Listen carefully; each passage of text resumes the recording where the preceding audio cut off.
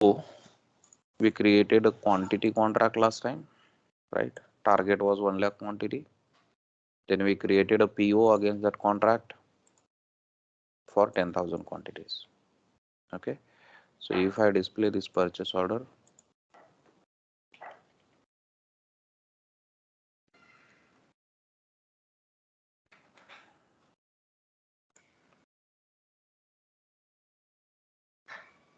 ठीक है, तो इसको कॉन्ट्रैक्ट का रेफरेंस देके हमने बनाया था 10,000 क्वांटिटी के लिए। Against that weighted goods receipt, और इसके अगेंस्ट में हम इनवॉइस रिसिप्ट कर सकते हैं, जैसे अब तक करते आए हैं normal good invoice receipt. You can do the invoice receipt with reference to a purchase order. Now, if I create one more PO against this contract,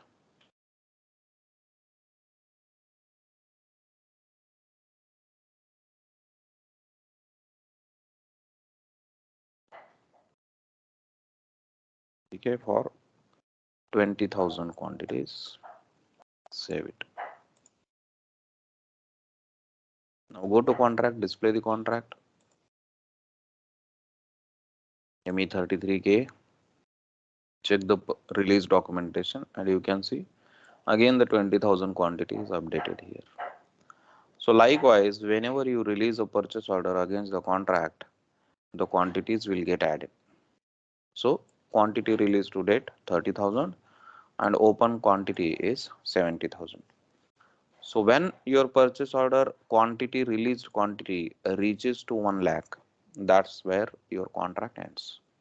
1 lakh quantity आपका हो गया ऑर्डर करने का, तो ये कॉन्ट्रैक्ट जो आपका 1 लाख क्वांटिटी का था वो कंप्लीट हो गया। ठीक है, या तो इस कॉन्ट्रैक्ट का जो वैलिडिटी है वो खत्म हो जाएगा, उस टाइम पे ये कॉन्ट्रैक्ट खत्म होगा। नाउ समटाइम्स आपका क्वांटिटी ओपन है बट द कॉन्ट्रैक्ट का वैलिडिटी खत्म हो गया। 2 साल में सपोज हमने 80,000 ही परचेस किया, 20,000 अभी उस कॉन्ट्रैक्ट के अगेंस्ट हम ले सकते हैं, बट उसका वैलिडिटी जो है वो कंप्लीट हो गया।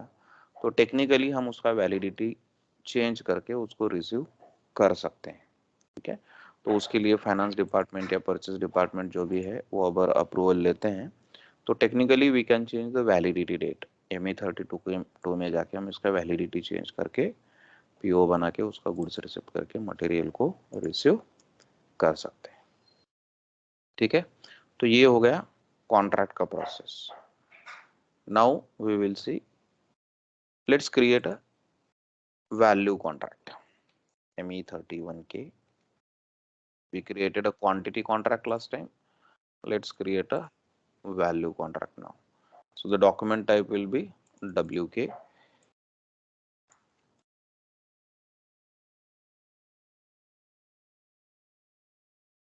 Same, the only thing that will change is now target will be your value, ये मैंडेटरी रहेगा। क्वांटिटी कॉन्ट्रैक्ट में क्वांटिटी टारगेट था, वैल्यू कॉन्ट्रैक्ट में वैल्यू टारगेट रहेगा। So here you need to add the value. ठीक है, then you enter the material here. Now here if you do not enter the quantity that will work, आपको यहाँ पे quantity डालने की जरूरत नहीं है, बिकॉज यहाँ पे क्या है, वैल्यू टारगेट है। तो जब तक आपका अमाउंट, आपके पीओज का अमाउंट इस वैल्यू तक नहीं जाता तब तक आप मटेरियल को ऑर्डर कर सकते हैं।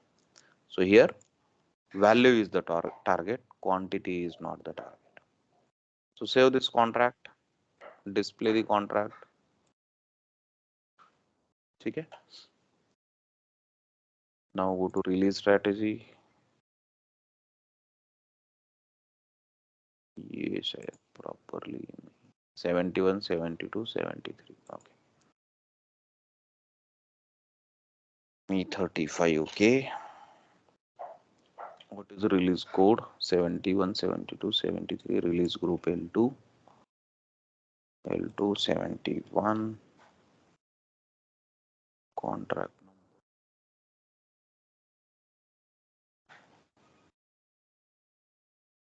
executive, select release 72,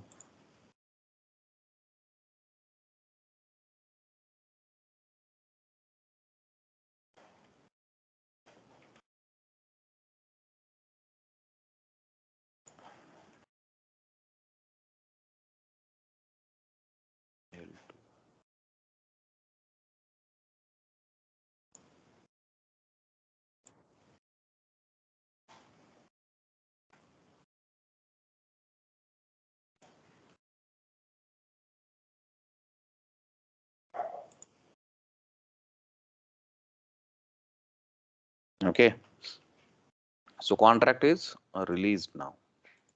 Now we can create a PO with reference to this contract. Copy this, go to ME21 and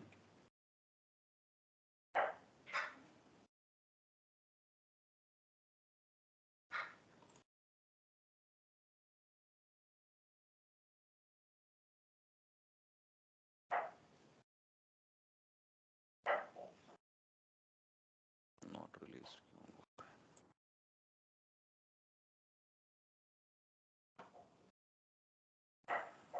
Release तो है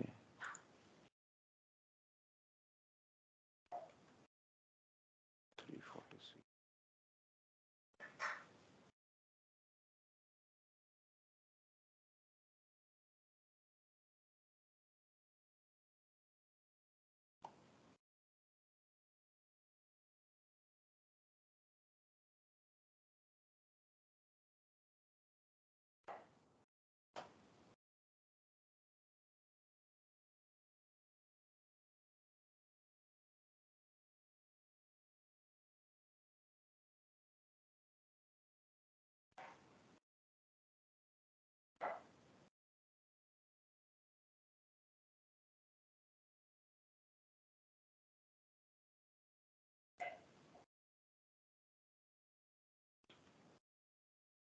रिलीज तो हुआ है स्टेटस, बट ये बोला कि कॉन्टैक्ट नॉट रिलीज्ड.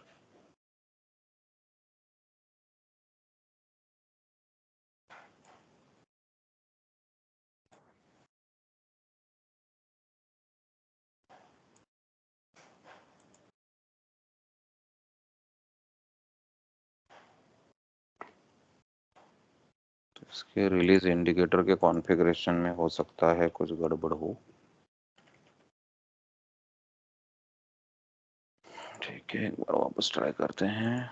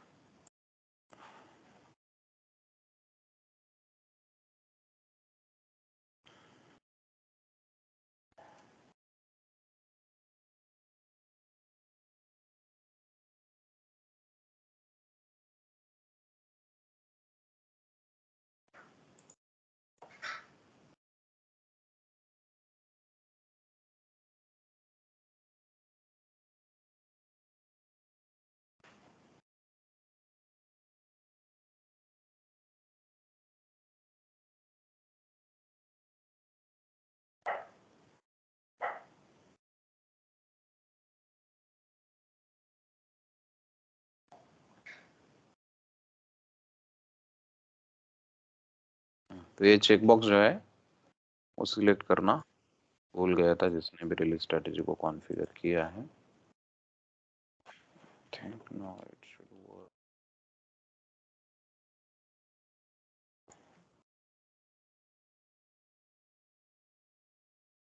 नहीं, ठीक है, वापस एक कॉन्ट्रैक्ट क्रिएट करके उसको रिलीज करके देख लेना आप. ठीक है, but understood.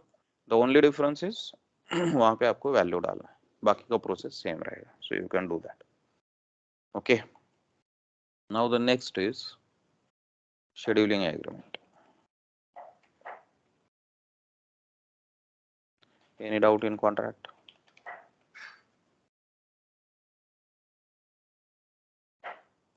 Yes.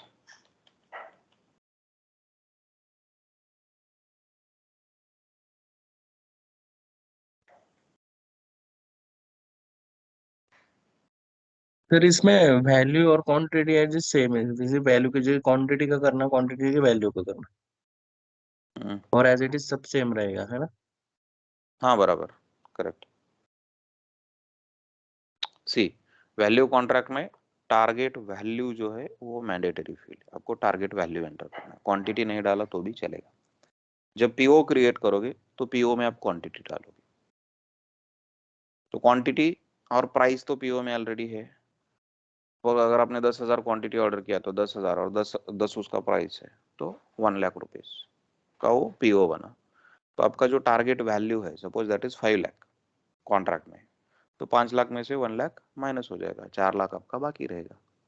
Next time आपने पीओ बनाया अगेन 1 लाख का, 2 लाख का रिलीज हुआ, 3 लाख का पेंडिंग है, सेम जैसे क्वांटिटी में था। ठीक है, ओनली यहाँ पे कैलकुलेशन जो होगा वो वैल्यू पे होगा। जब आपका टोटल पीओ का value equals to contract value हो जाएगा, कॉन्ट्रैक्ट कंप्लीट हो जाएगा। Got it? Clear? Yes sir. Sir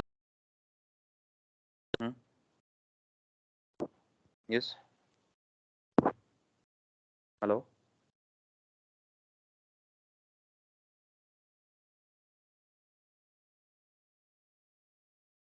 voice is gone, break झाला वॉइस तुझा। हॅलो, येतोय सर हाँ आता? बोल, हाँ येतोय बोल. सपोज 1 इयरचा कॉन्ट्रॅक्ट आहे आणि 1 लाख व्हॅल्यू आहे काही सपोज मटेरियलची आणि ती व्हॅल्यू सॉरी क्वांटिटी 1 लाख आहे तर ती इन्क्रीज झाली नंतर तर म्हणजे एक्स्ट्रा झाली तर आपण एक्स्ट्रा मागवली तर त्या केसमध्ये कसं होतं? काय करायचं मग? तुला कॉन्ट्रॅक्ट मध्ये चेंज करावं लागेल ना. ओके, कॉन्ट्रॅक्ट चेंज करून घ्यावं लागेल व्हॅल्यू वाढत असेल, आपलं क्वांटिटी वाढत असेल तर. बरोबर, you need to get the contract changed. Contract मध्ये तेच मी तुम्हाला सांगितलं, परचेस डिपार्टमेंटशी बोलून, फायनान्स डिपार्टमेंटशी बोलून. परचेस डिपार्टमेंट जर ॲग्री करत असेल की याची व्हॅलिडिटी इन्क्रीज करायची आहे किंवा याची क्वांटिटी इन्क्रीज करायची, तर that can be change. Technically ते पॉसिबल आहे, ओके. आपण ते करू शकतो. ME32K मध्ये आपण जाऊन ते करू शकतो, प्रोव्हाइडेड आपले जे रिलीज स्ट्रॅटेजीचं कॉन्फिगरेशन आहे त्याच्यामध्ये ते अलाउ केलेलं पाहिजे. रिलीज स्ट्रॅटेजीमध्ये जर कॉन्ट्रॅक्ट अप्रूव्ड असेल आणि त्याच्यामध्ये चेंजेस अलाउ केलेले नसतील तर टेक्निकली आपण ते करू शकत नाही. तर रिलीज स्ट्रॅटेजीच्या सेटिंगमध्ये पण कॉन्ट्रॅक्ट अप्रूव्ह झाल्यानंतर त्याच्यामध्ये चेंजेस करता आले पाहिजे, हे तिथे मेंटेन असायला पाहिजे, तर मग आपण ते करू शकतो. Clear? Okay sir. Now we will see scheduling agreement. Now what is scheduling agreement? अभी कॉन्ट्रैक्ट है, कॉन्ट्रैक्ट एक लॉन्ग टर्म एग्रीमेंट है, सेम वे शेड्यूलिंग एग्रीमेंट भी एक लॉन्ग टर्म एग्रीमेंट है। तो ये अलग अलग क्यों है? फिर जब हमारे पास एक एग्रीमेंट है which is long term, against that we can order quantity, we can order value based as well, so then why a scheduling agreement is needed? Scheduling agreement का जरूरत क्या है? What is scheduling agreement? So scheduling agreement is again a long-term agreement with the vendor to supply goods or materials. Okay, इसको भी validity होगा. Now this is only based on quantity. ये सिर्फ quantity पे होता है, ये वैल्यू पे नहीं होता है. Quantity only, no value. Now what is difference between a contract and a scheduling agreement? So contract के केस में हमने देखा कि 2 साल का कॉन्ट्रैक्ट बना, हमको अभी 10,000 क्वांटिटी चाहिए, तो हमने क्या किया, एक पीओ बनाया और पीओ बना के सप्लायर को दिया, सप्लायर उसके अगेंस्ट हमको मटेरियल डिलीवर करेगा. तो सपोज नेक्स्ट मंथ में 10,000 चाहिए था, तो हमने अभी एक पीओ बना के दे दिया 10,000 का. फिर दिसंबर मंथ में मुझे 20,000 क्वांटिटी चाहिए, तो मैंने नवंबर में एक 20,000 का पीओ बना के दे दिया. सो ये मटेरियल जब आएगा उसके बाद मुझे मार्च में चाहिए सम क्वांटिटीज, नेक्स्ट ईयर मार्च में 15,000. तो ये रिसीव हुआ दिसंबर में 20,000, उसके बाद जनवरी फरवरी, मतलब जनवरी फरवरी 2 मंथ के लिए मैंने कुछ ऑर्डर नहीं किया. इसका मतलब क्या है? या यहाँ पे अभी नेक्स्ट मंथ इज नवंबर, नवंबर में 10,000 आए, तो दिसंबर में 1 मंथ तक मैंने कुछ ऑर्डर नहीं किया, फिर दिसंबर में मैंने ऑर्डर प्लेस किया, 20,000 रिसीव किया, फिर मार्च तक मैंने उसको कंज्यूम किया. इसका मतलब क्या है? ये क्वांटिटी जब मैं रिसीव कर रहा हूँ, I am able to store this quantities. मैं ये क्वांटिटी को जब मैं रिसीव कर रहा हूँ, I have capacity to store this quantities in my plant and utilize it. जब तक वो खत्म नहीं होता तब तक मैं उसको यूटिलाइज करके, जब वो खत्म होने को आएगा, मैं वापस सप्लायर को बोल दूंगा कि मुझे नेक्स्ट टाइम इतना क्वांटिटी चाहिए, with the help of a purchase order. So every time I am creating a PO and telling supplier that you deliver this material against the contract, that material I can store in my plant, I have the capacity to store that quantities. I'll store that quantities and I'll utilize that quantities as per my need. In scheduling agreement, you create a scheduling agreement with the supplier when you don't want to store that material or you don't have enough space. आपका capacity नहीं है storing का, या production line पे आपको उसको store करके रखना नहीं है, जैसे ही आता है उसको कंज्यूम करना है। ऐसा अगर सिनारियो है तो उस केस में हम शेड्यूलिंग एग्रीमेंट का यूज करते हैं। ठीक है, तो शेड्यूलिंग एग्रीमेंट में जब शेड्यूलिंग एग्रीमेंट बनता है तो उसके बाद हम सप्लायर को पीओ नहीं देते हैं। We don't give a PO to the supplier, what we give to the supplier is schedule, schedule of our production. हमारा प्रोडक्शन का क्या प्लान है उसका शेड्यूल हम उसको देते जाते हैं, and as per the schedule he will deliver the quantity to us. जैसा हम उसको शेड्यूल बताएंगे उस हिसाब से वो हमको क्वांटिटी डिलीवर करेगा। फॉर एग्जांपल सपोज आज मंडे है और आज से हमारा 5 दिन का प्रोडक्शन प्लान है, तो लास्ट वीक में हमने सप्लायर को एक शेड्यूल दिया। क्या शेड्यूल दिया?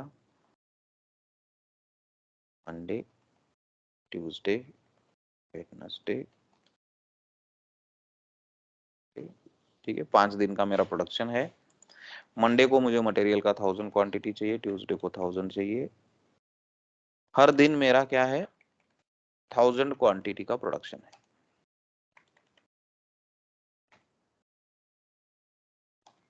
ये शेड्यूल हमने उसको लास्ट वीक में दे दिया, थर्सडे को दिया या फ्राइडे को दे दिया कि नेक्स्ट वीक में मुझे हर दिन 1000 क्वांटिटीज लगने वाला है। नाउ अगर आपका शेड्यूल वीकली है तो ये क्या है? ये वीकली शेड्यूल हो गया, एक वीक का हमने पूरा क्वांटिटी उसको दे दिया। ठीक है, तो वो क्या करेगा? बाय मंडे मॉर्निंग या तो सैटरडे या फिर संडे वो आपको मटेरियल डिलीवर करेगा।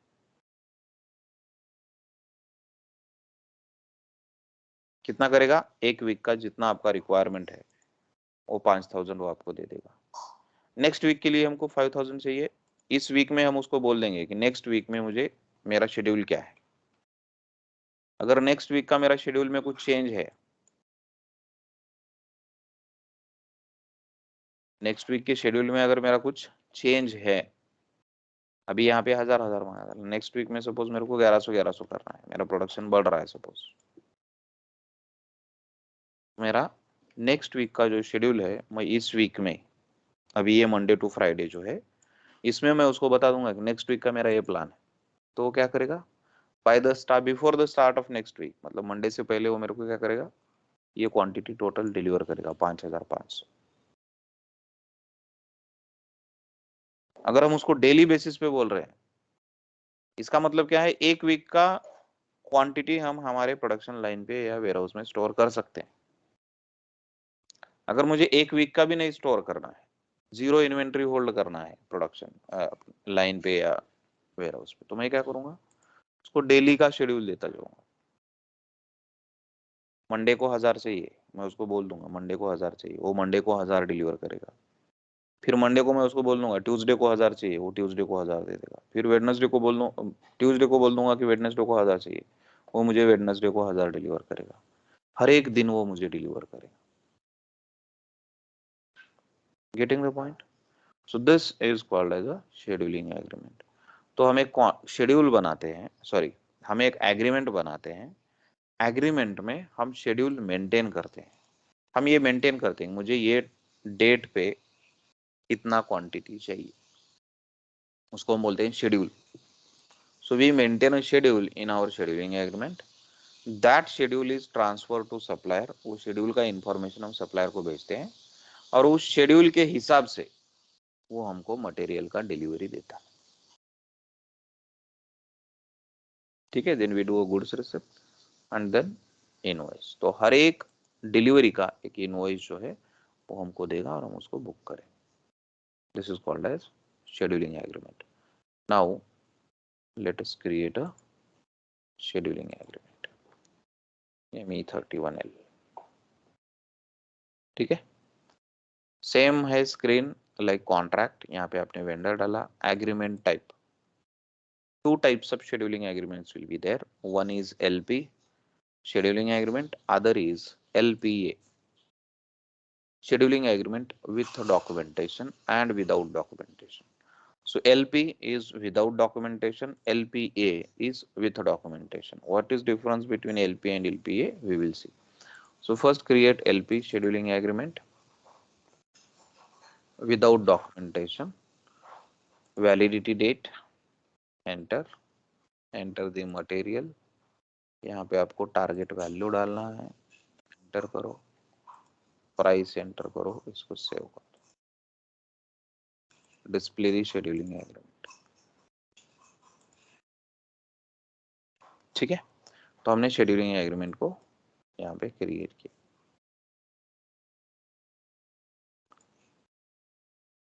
इसको भी रिलीज स्ट्रैटेजी है, let's release this first, because जिस भी डॉक्यूमेंट को रिलीज स्ट्रैटेजी है first you need to release it, otherwise उसका नेक्स्ट ट्रांजैक्शन आप नहीं कर सकते हो। फॉर एग्जांपल अगर इसका शेड्यूल मेंटेन करना है हमको तो वो नहीं मेंटेन करने देगा अगर हमने इसको रिलीज नहीं किया तो।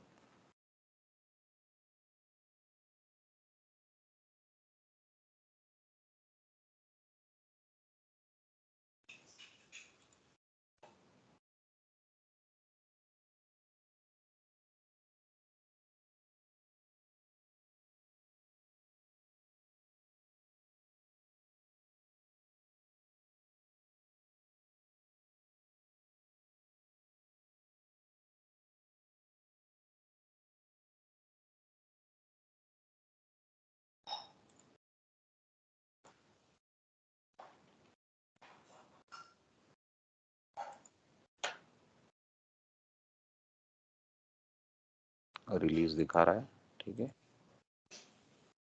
अभी the next step is maintain schedule. What will be the next step? Maintain schedule. तो उसको पहले हमको शेड्यूल देना पड़ता है सप्लायर को, उसके लिए हम क्या करते हैं, maintain schedule. Transaction code is ME38। So go to ME38 now, enter.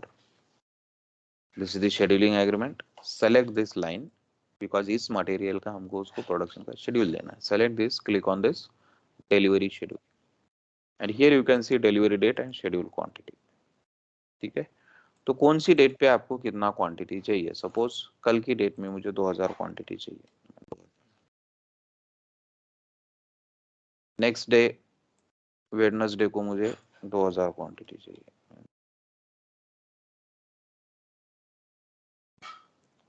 Thursday को मुझे फिर 2000 चाहिए, 2000, फ्राइडे को मुझे फिर 2000 चाहिए, मैं 2000 एंटर। ठीक है, सैटरडे संडे मेरा ऑफ है, मंडे को मुझे फिर 2000 चाहिए, 2000, ट्यूसडे को मुझे 2500 चाहिए, मैं 2500। Likewise you maintain the schedule, कौन सी डेट पे कितना क्वांटिटी मुझे चाहिए। तो टोटल क्वांटिटी कितना ऑर्डर कर रहे हैं उसको 12500। तो ये 12500 क्वांटिटी क्या वो हमको एक साथ डिलीवर करेगा? नहीं करेगा।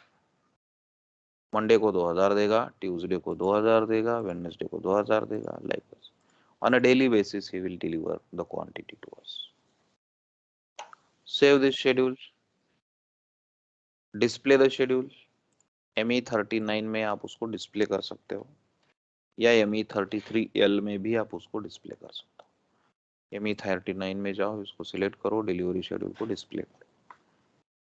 तो टोटल क्वांटिटी जो हमने शेड्यूल किया है या उसको शेड्यूल दिया है that is 12500 and you can see all are open.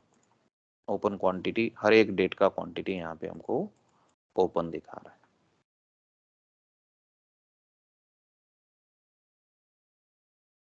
Once the schedule is maintained, this schedule is transferred to supplier because ये हमने SAP सिस्टम में मेंटेन किया हमारे, तो सप्लायर को कैसे पता चलेगा कि उसको ये क्वांटिटी 2000 क्वांटिटी कल देना है या 2000 क्वांटिटी 18 तारीख को देना है, उसको कैसा पता चलेगा? So for that we use the message determination. यहाँ पे मैसेजेस में LPET करके मैसेज, तो ये जो मैसेज है इसको हम सप्लायर को ट्रिगर करते हैं as soon as we maintain the schedule. तो ये अभी एलओ में है, नॉट प्रोसेस्ड, इसको प्रोसेस किया जाता है। जैसे मैंने बोला था कि पीओ का इंफॉर्मेशन जब हम पीओ क्रिएट करते हैं तो एनईयू मैसेज टाइप को ट्रिगर करके हम उसको सप्लायर को पास ऑन करते हैं, उसको भी पता होना चाहिए कि ये उसको डिलीवर करना। तो there are different ways in which these messages can be transferred. तो ये मैसेज डिटर्मिनेशन जब हम देखेंगे तब देखेंगे, but for now you can keep in mind इसको सप्लायर को कम्युनिकेट करना पड़ता है। तो इसको या ईमेल पे भेज सकते हैं या प्रिंट करके, अभी तो कोई प्रिंट पे भेजता नहीं है, इसको ईमेल करके हम उसको भेज सकते हैं, या ईडीआई अगर है तो ईडीआई के थ्रू उसको भेजा जाता है। ठीक है, so this output determination is important here. तो ये मेंटेन करने के बाद, शेड्यूल मेंटेन करने के बाद इस आउटपुट को ट्रिगर किया जाता है। This output will pass that information, ये जो इंफॉर्मेशन है वो सप्लायर के पास जाता है, and based on this information then supplier will start delivering the material। तो क्या करेगा, 17/10/2023 के लिए एक डिलीवरी क्रिएट करेगा, 2000 क्वांटिटी डिलीवर करेगा, 18 को 2000 करेगा, 19 को 2000 करेगा। Likewise he will keep delivering the quantities. ठीक है, now what will be the next step. हमने उसको कम्युनिकेट कर दिया, तो वो क्या करेगा फिर इसके अगेंस्ट में वो हमको मटेरियल को डिलीवर करेगा। Now to receive that material, generally इसमें क्या होता है, ME32L, I am going into ME32L, change scheduling agreement. अभी यहाँ पे देखो, purchasing document has release indicator R, changes not possible. तो यही चीज मैं आपको बोल रहा था कि रिलीज इंडिकेटर में अगर चेंज अलाउड किया है तो ही हम उसको चेंज कर सकते हैं, अदरवाइज चेंज नहीं कर सकते।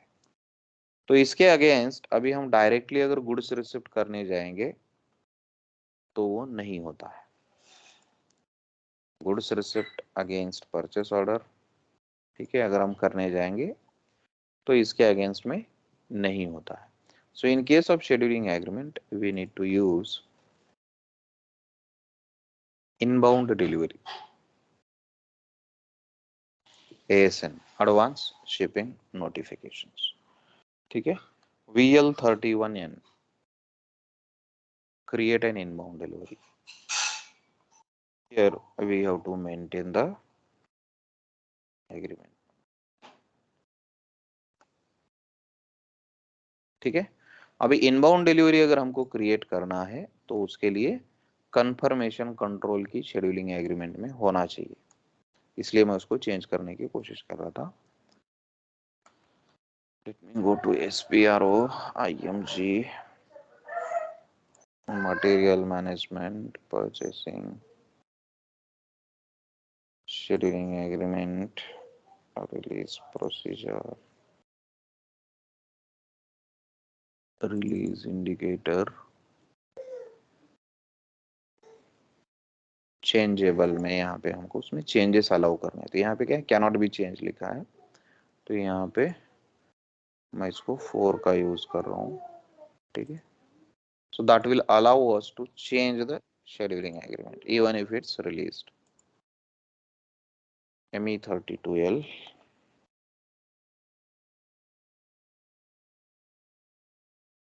वापस वो रिलीज स्ट्रेटेजी रीसेट हो जाएगा, मतलब हमको वापस उसको अप्रूव करना पड़ेगा। ठीक है, तो यहाँ पे लाइन आइटम में, आइटम डिटेल्स में हमको क्या करना पड़ेगा, कंफर्मेशन कंट्रोल की को ऐड करना पड़ेगा। Confirmation control keys are used for inbound delivery creation. इसको हम सिलेक्ट करते हैं, कहाँ पे, आइटम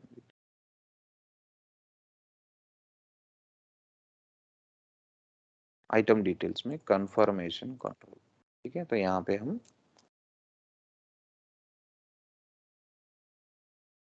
0001 कंफर्मेशन का यूज करेंगे।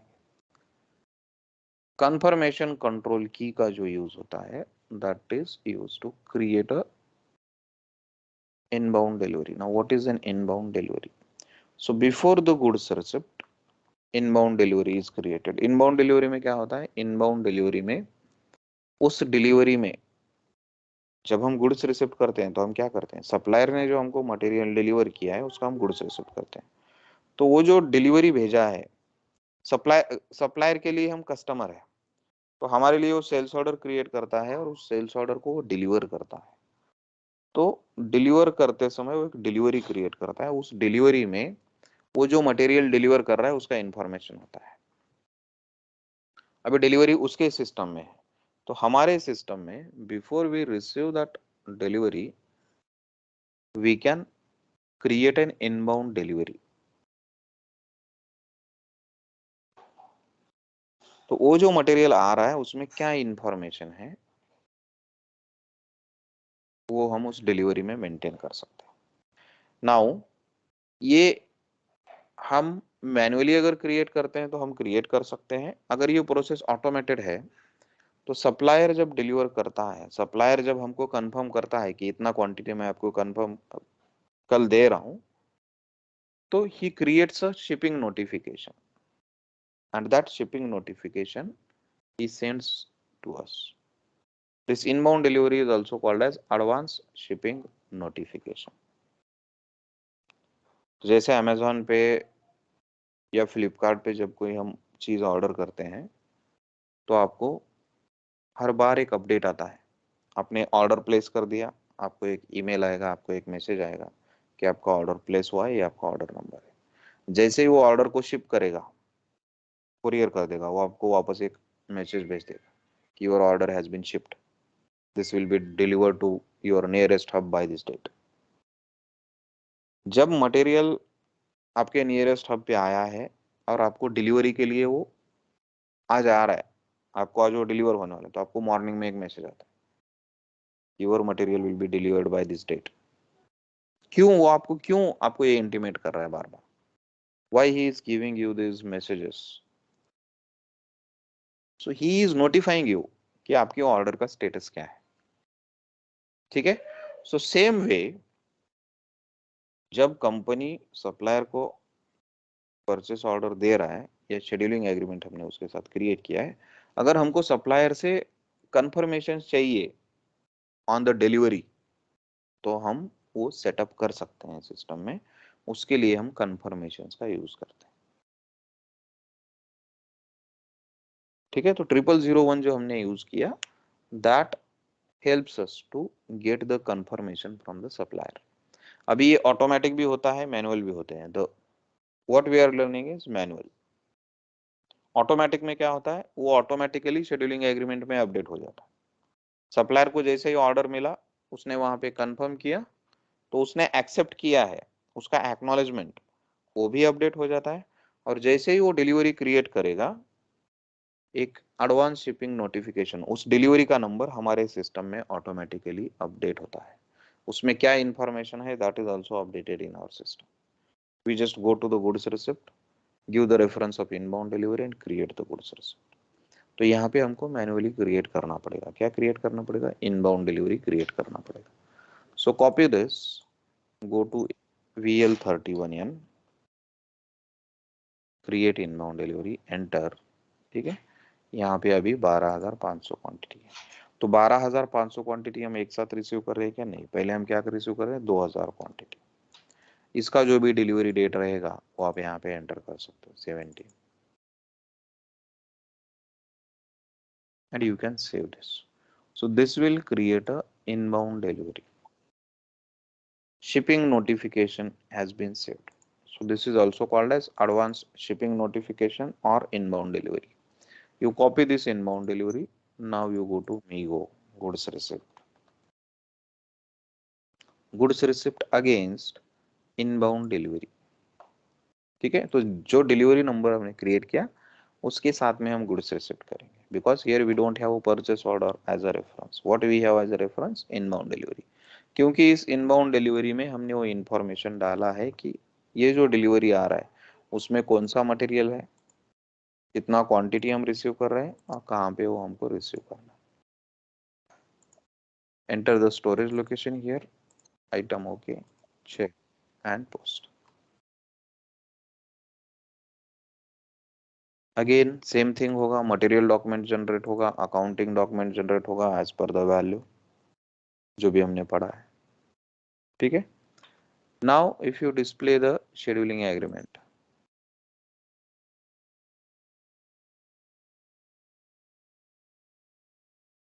गो टू द डिलीवरी शेड्यूल, यहाँ पे आपको क्या दिखेगा, ये जो 2000 क्वांटिटी ओपन था अभी वो जीआर क्वांटिटी में अपडेट हो गया, 2000 क्वांटिटी का आपका गुड्स रिसिप्ट हो गया। क्वांटिटी 12500 का हमने शेड्यूल दिया था, उसमें अभी कम रिसिप्ट क्वांटिटी 2000 क्वांटिटी हमने रिसीव किया, ये यहाँ पे अपडेट हो गया, ठीक है। ओपन क्वांटिटी अभी इतना ही है, रिसीव क्वांटिटी 2000 हो गया, एक चीज यहाँ पे अपडेट होगा। और I think purchase order history में जाओगे तो यहाँ पे आपको दिखेगा, जैसे पीओ में गुड्स रिसिप्ट अपडेट होता है, यहाँ पे भी गुड्स रिसिप्ट अपडेट हो गया है। 101 2000 क्वांटिटीज कब पोस्ट हुआ, आज post. Clear, understood. Next step आपका इनवॉइस होगा, वो जैसे जैसे डिलीवरी देगा वैसे वैसे हम उसको इनवॉइस करते हैं। So this is how scheduling agreements are used. Next delivery वो भेजेगा, हमको वापस क्या करना पड़ेगा, VL31 कितना क्वांटिटी दे रहा है, 2000 क्वांटिटी दे रहा है, कब दे रहा है, 18th को दे रहा है, यहाँ पे आपको 18th डालना पड़ेगा, ठीक है। And you can save it, यहाँ पे आप 2000 डालोगे तो भी चलेगा, नहीं डालोगे तो भी चलेगा। स्टोरेज लोकेशन आप यहाँ पे डालोगे तो भी चलेगा, गुड्स रिसिप्ट पे डालोगे तो भी चलेगा। सेव इट, यहाँ पे डाल दिया तो वहां पे डालने की जरूरत नहीं, ऑटोमेटिकली वो ले लेगा। Copy this inbound delivery, go to MIGO, goods receipt, inbound delivery, enter, item okay, check, post. यहाँ पे पोस्टिंग डेट जो है हम आज पोस्ट कर रहे हैं तो आज का होगा, बट रियल टाइम में कैसे होगा, 17 का आएगा तो 17 को होगा, 18 का आएगा तो 18 को होगा। सेव इट, अगेन एक गुड्स रिसिप्ट हो गया, वापस जाके शेड्यूलिंग एग्रीमेंट को डिस्प्ले करो, चेक करो,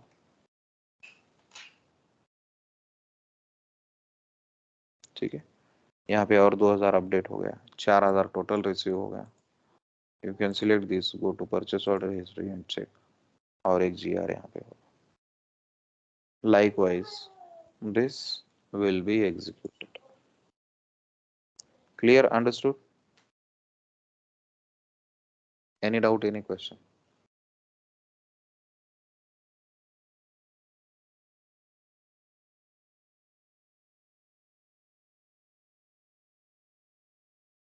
सर इनबाउंड डिलीवरी का एक शॉर्ट में बता दो ना फिर से, मतलब कि जैसे कि जो भी मटेरियल आना रहता है तो पहले उसमें इसका इंफॉर्मेशन आ जाता है क्या सर जी? बराबर, अभी हमने इनबाउंड डिलीवरी को क्रिएट किया, let me display the inbound delivery. उसमें क्या इंफॉर्मेशन है देख लो, ठीक है। ये इनबाउंड डिलीवरी है, क्या इंफॉर्मेशन है इसमें, इनबाउंड डिलीवरी का नंबर, सप्लायर, डेट, कब क्रिएट हुआ, कौन सा मटेरियल उस डिलीवरी में है, कौन से प्लांट में वो डिलीवर कर रहा है, डिलीवरी का क्वांटिटी कितना है, ठीक है, कौन सी डेट पे वो डिलीवर कर रहा है। अगेन यहाँ पे उसका वेट वगैरह अपडेटेड है, वॉल्यूम वगैरह अपडेटेड है, तो वो डिटेल्स यहाँ पे अपडेट हो जाते हैं। So this is what is maintain in the delivery. See, जब आपको मैसेज आता है अमेजोन को तो उसमें क्या होता है, अभी बिग बिलियन डेज चल रहा है, आपने कुछ ऑर्डर किया होगा, तो जब भी आप ऑर्डर में जाके उसका स्टेटस चेक करते हो तो आपको वहां पे दिखता है करंट स्टेटस उसका क्या है, ठीक है। तो उसमें क्या होता है कि आपने क्या ऑर्डर किया है, कौन सी डेट को आपको डिलीवर हो रहा है, ये चीजें वहां पे होती, उसमें मेंशन होती, उसमें अमाउंट वगैरह नहीं होगा। जो आपको नोटिफिकेशन आता है कि योर प्रोडक्ट इज शिप्ड, उसमें अमाउंट मेंशन नहीं किया जाता, उसमें क्या मेंशन किया जाता है, आपने क्या ऑर्डर किया है, कितना ऑर्डर क्वांटिटी आपने ऑर्डर किया है, या सिर्फ ऑर्डर नंबर होगा। ठीक है, so this is just a notification to you as a customer. वो आपको नोटिफाई कर रहा है कि आपका जो डिलीवरी है उसका स्टेटस अभी क्या है।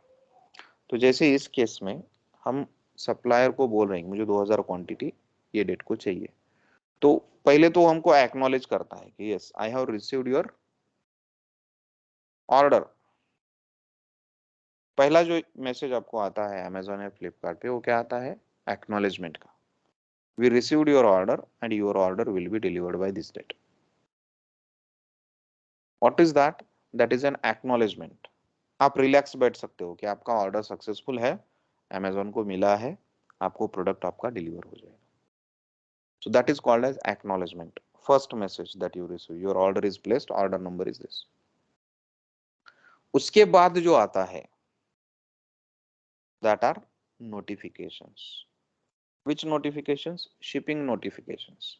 जैसे ही उसने मटेरियल को पैक करके कुरियर कर दिया, पहला नोटिफिकेशन आता है योर प्रोडक्ट इज शिप्ड, आपका प्रोडक्ट शिप हो गया। आप जाके अगर ऑर्डर स्टेटस में देखोगे तो अभी वो कहाँ पे है वो आपको दिखेगा।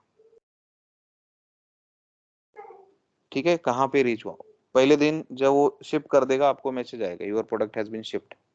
आप जाके स्टेटस देखोगे तो जहां से वो शिप हो रहा है वो लोकेशन आपको वहां पे दिखेगा। नेक्स्ट डे अगर आप स्टेटस चेक करोगे ऑर्डर में जाके तो आपको दिखेगा कि वो नेक्स्ट हब पे जाके रुका हुआ है। तो बीच बीच में वो आपको मैसेज नहीं भेजेगा अभी वो इस हब पे है फिर नेक्स्ट हब पे है, ऐसा नहीं भेजेगा। जैसे ही आपका प्रोडक्ट आपके नियरेस्ट हब पे आएगा, अभी आप पुणे में हो, पुणे में आ गया, पुणे में अमेजोन के वेयर हाउस पे वो आ गया।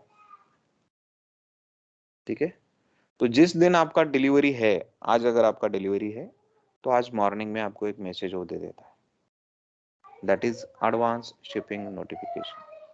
वो आपको एडवांस में बता रहा है, क्यों बता रहा है, व्हाट इज द रीजन। आज हमारा डिलीवरी, हमने एक मोबाइल ऑर्डर किया था, आज उसका डिलीवरी, आज सुबह हमको एक मैसेज आ जाता है कि your product will be delivered by 12:30 PM today, our executive, उसका नंबर ये है, वो आपको डिलीवर करते हैं। क्या जरूरत है उसकी, अगर उसने नहीं बताया तो क्या होगा, आपको प्रोडक्ट डिलीवर नहीं होगा।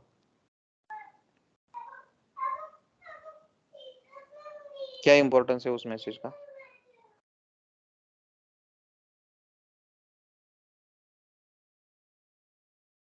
सर उससे एक इंटीमेशन मिल जाता है कि अपना मटेरियल आने वाला है दिस टाइम। बराबर। आपको पता चला कि आपका पार्सल आज डिलीवर होने वाला है 12 बजे। अगर आपका कुछ बाहर जाने का प्लान है आज का तो आप क्या करोगे, you can plan for the delivery right. अगर आपको मालूम है कि आज 12 बजे वो मुझे मोबाइल, तो आप उसको रिसीव करने के लिए कुछ प्लान करोगे। अगर उसने वो मैसेज नहीं भेजा होता और आपका कहीं बाहर जाने का प्लान होता, आप निकल गए होते। ठीक है, अभी अगर आपका प्लान भी है, आपको बाहर भी जाना है, तो एटलीस्ट आप क्या करोगे, आप आपके नेबर को बता के जाओगे कि मेरा 12 बजे पार्सल आने वाला है, उसको रिसीव कर देना। ठीक है, या फिर आप खुद 12 बजे तक रुकोगे, उसको रिसीव करोगे, 12:30 या 1 बजे आप घर से निकल जाओगे आपके प्लान के हिसाब से। So this helps you plan the goods receipt, right. आपको आपके गुड्स रिसिप्ट के प्लानिंग का हेल्प हो गया। तो यहाँ पे भी क्या हो रहा है, वो बोल रहा है कि 18 तारीख को मैं आपको ये मटेरियल डिलीवर करने वाला हूँ। तो जो भी आपके वेयर हाउस के लोग हैं, they can plan for the goods receipt. उसके लिए अभी ये 2000 क्वांटिटी है, तो उसको ट्रक से अनलोड करने के लिए, वेयर हाउस में प्लेस करने के लिए, आपके प्रोडक्शन लाइन पे प्लेस करने के लिए लोग चाहिए, मैन पावर चाहिए, right. That they have to plan, उसके लिए स्पेस चाहिए रखने के लिए। ठीक है, तो they can plan accordingly. So this shipping notification is telling you कि हमारा, हमने जो मटेरियल उसको ऑर्डर किया था वो शिप हो चुका है, मतलब उसके यहाँ से निकल गया है, हमारे यहाँ पे कौन सी तारीख को आएगा, कितना क्वांटिटी आ रहा है, कौन सा मटेरियल आ रहा है, so that accordingly goods receipt can be plan. ये गुड्स रिसिप्ट है क्या? नहीं है, ये जस्ट एक नोटिफिकेशन है कि इस मटेरियल का इतना क्वांटिटी इस तारीख को आपको डिलीवर हो रहा है, be prepared for the goods receipt. और जब वो मटेरियल आएगा, मतलब वो जो ट्रक हमारे गेट पे आएगा, तब वहां पे जो टीम गुड्स रिसिप्ट के लिए बैठा है वो क्या करेगा? इसका यूज करेगा, क्योंकि इसमें वो सारा इंफॉर्मेशन है, मटेरियल क्वांटिटी, कौन से प्लांट में आना है, कौन से स्टोरेज लोकेशन में आना है, all the details of this delivery are stored in this particular document. इसका रेफरेंस देके हम उसका गुड्स रिसिप्ट करते हैं। क्लियर? अंडरस्टूड? तो ये क्या है? यस। एक डॉक्यूमेंट है जिसमें डिलीवरी का इंफॉर्मेशन है। ठीक है? तो एसआरएम, सप्लायर रिलेशनशिप मैनेजमेंट का यूज होता है जहां पे भी शेड्यूलिंग एग्रीमेंट का यूज होता है। SRM is again SAP portal, SAP का ये एक सॉफ्टवेयर है। तो उसमें अगर हमने एसआरएम का यूज किया है, तो जैसे ही आप शेड्यूलिंग एग्रीमेंट का शेड्यूल यहाँ पे मेंटेन करते हो, तो शेड्यूल उसको एसआरएम के पोर्टल पे दिखता है। तो सप्लायर को एक यूजर आईडी पासवर्ड दिया जाता है, तो वो हमारे एसआरएम पोर्टल पे लॉगिन करेगा, वहाँ पे उसका शेड्यूलिंग एग्रीमेंट दिखेगा, हमने क्या शेड्यूल मेंटेन किया है वो उसको डिस्प्ले होगा, वो उसको एक्सेप्ट करेगा। तो जैसे ही वो एक्सेप्ट करेगा, हमारे सिस्टम में, हमारे शेड्यूलिंग एग्रीमेंट में एक एक्नॉलेजमेंट नंबर अपडेट होगा। और जैसे ही वो वहाँ पे डिलीवरी को क्रिएट करेगा, उसके प्लांट में जैसे वो मटेरियल को लोड करेगा, वो शेड्यूलिंग एग्रीमेंट के अगेंस्ट वो एसआरएम में लॉगिन करेगा और उसके अगेंस्ट में एक शिपिंग नोटिफिकेशन जनरेट करेगा। जैसे वो शिपिंग नोटिफिकेशन वहाँ पे जनरेट करता है, वो ऑटोमेटिकली हमारे सिस्टम में इनबाउंड डिलीवरी को अपडेट कर देता है, और उस इनबाउंड डिलीवरी के अगेंस्ट में हम, जब मटेरियल रिसीव होता है तो हम गुड्स रिसीव करते हैं। ठीक है? तो आगे जाके जहाँ पे भी आपको ये चीज देखने को मिलेगा, वहाँ पे आपको समझ में आएगा। But for now just keep in mind, अगर शेड्यूलिंग एग्रीमेंट को रिसीव करना है तो उसके लिए एडवांस शिपिंग नोटिफिकेशन का यूज होता है, इनबाउंड डिलीवरी का यूज होता है। इसको चेंज करना है तो कर सकते हैं। क्रिएट का ट्रांजेक्शन कोड है VL31N, चेंज का ट्रांजेक्शन कोड है VL32N, और डिस्प्ले का ट्रांजेक्शन कोड है VL33। Create, change, display, inbound delivery, IBD भी बोलते हैं शॉर्ट फॉर्म, या इनबाउंड डिलीवरी।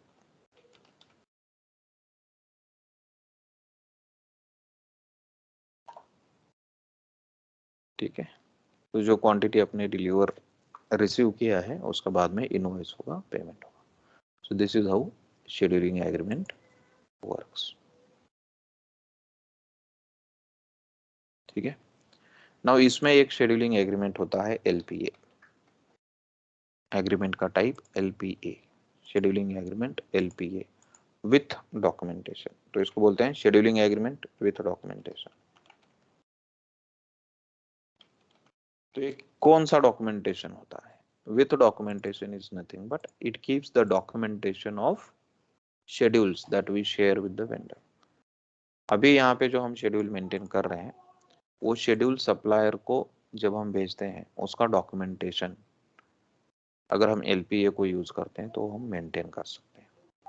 तो इसमें दो प्रकार के शेड्यूल्स जनरली हम सप्लायर को भेजते हैं, सुना होगा आपने, JIT schedules and forecast schedules. What is JIT schedule and what is forecast schedule? JIT schedule is just in time schedule. Forecast is forecast. तो JIT schedule क्या होता है? जस्ट इन टाइम शेड्यूल, मतलब नियर टू रियल टाइम।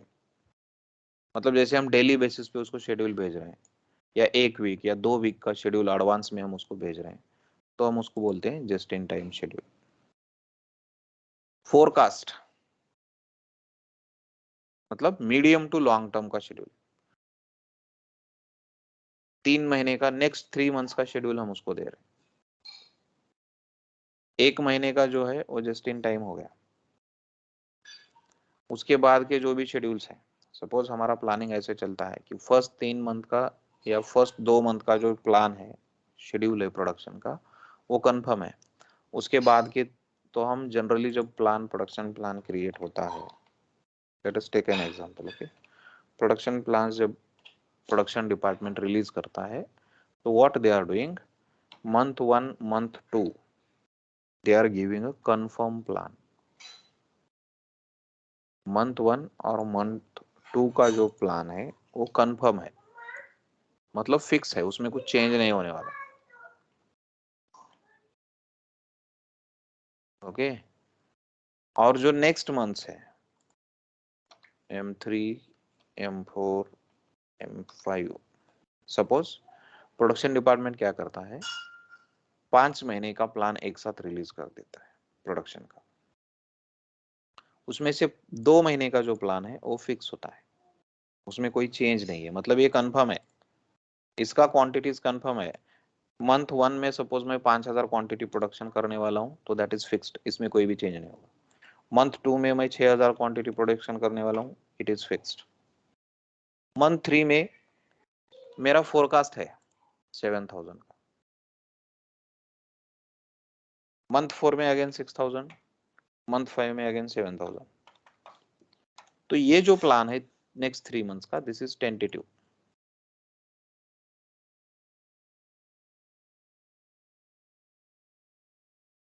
ये क्या है, ये tentative है, ये मेरा फोरकास्ट है, इतना मैं प्लान कर रहा हूं बट अभी तक वो फिक्स नहीं है. बट ये दो क्या है, ये फिक्स है. इस मंथ में 5000 बनाने हैं, नेक्स्ट मंथ में 6000 बनाने हैं, दैट इज फिक्स्ड. मंथ 3 का जो है टेंटेटिव 7000 है. तो ये क्या किया हमने, फोरकास्ट किया है बेस्ड ऑन प्रीवियस कंजम्पशन होगा या जो कंफर्म ऑर्डर्स है सेल्स ऑर्डर्स उसके बेसिस पे होगा, बट ये टेंटेटिव प्लान है. जैसे ही नेक्स्ट मंथ का प्रोडक्शन खत्म होगा, ठीक है, तो M1 में 6000 आएगा और ये जो 7000 हमारा टेंटेटिव था उसका अभी कंफर्मेशन होगा, एक्चुअली में 7000 बनाने हैं या कितने बनाने हैं. तो जैसे ही ये मंथ खत्म हो जाएगा, नेक्स्ट मंथ में क्या होगा, यहाँ पे 6000 आपका कंफर्म है, अभी ये मंथ का भी कंफर्म क्वांटिटीज यहाँ पे आ जाएगा. तो आपका 7000 का टेंटेटिव था, फिक्स हो गया 6500, तो ये प्लान अभी फिक्स हो गया. फिर नेक्स्ट मंथ का प्लान जो है वो टेंटेटिव आप शेयर करते हो, ठीक है. तो अभी ये हमारा जो प्रोडक्शन का प्लान है ये हमको सप्लायर को बताना पड़ेगा, उसके हिसाब से ही वो मटेरियल हमको डिलीवर देगा, बराबर. तो हम सप्लायर को इस हिसाब से इंफॉर्मेशन भेज सकते हैं. तो जब हम सप्लायर को इंफॉर्मेशन भेजेंगे तो वो भेजते समय भी ऐसे भेजा जा सकता है कि नेक्स्ट 2 मंथ का प्लान जो है, मंथ 1 में 5000 फिक्स है, मंथ 2 में 6000 फिक्स है, बट टेंटेटिव प्लान जो चल रहा है मंथ 3 का वो 7000 है, तो वो भी उसके लिए प्रिपेयर रहेगा. गेटिंग द पॉइंट, समझ में आ रहा है, ठीक है. तो जस्ट इन टाइम मतलब हम उसको रियल टाइम या तो डेली पे दे रहे हैं या वीकली पे दे रहे हैं. हर एक दिन का हम अगर उसको रिक्वायरमेंट दे रहे हैं तो उसको हम बोल सकते हैं जस्ट इन टाइम, मतलब डेली का शेड्यूल हम उसको दे रहे हैं, या फिर 2 वीक का या 3 वीक का भी हम जस्ट इन टाइम में कंसिडर कर सकते हैं, close to real time. Forecast क्या है, near term to long term, 1 महीना के बाद तक का, ठीक है. तो ये शेड्यूल्स कैसे मेंटेन किए जाते हैं, कैसे सप्लायर को भेजे जाते हैं, that we will see tomorrow. समझ में आया कि ये क्या है, सिंपल. रियल जिट मतलब क्या, just in time. Just in time means near to real time. अगर मैं कल कितना क्वांटिटी चाहिए वो सप्लायर को आज बता रहा हूँ, that is just in time. Next week में कितना चाहिए वो मैं आज बता रहा हूँ, that is also just in time, जो भी नियर टाइम में है. नेक्स्ट 2 वीक 3 वीक्स या 4 वीक्स का जो भी मेरा शेड्यूल है, मैं वो सप्लायर को अगर रिलीज कर रहा हूँ तो मैं उसको जस्ट इन टाइम बोल सकता हूँ. फोरकास्ट मतलब मीडियम टू लॉन्ग टर्म, आने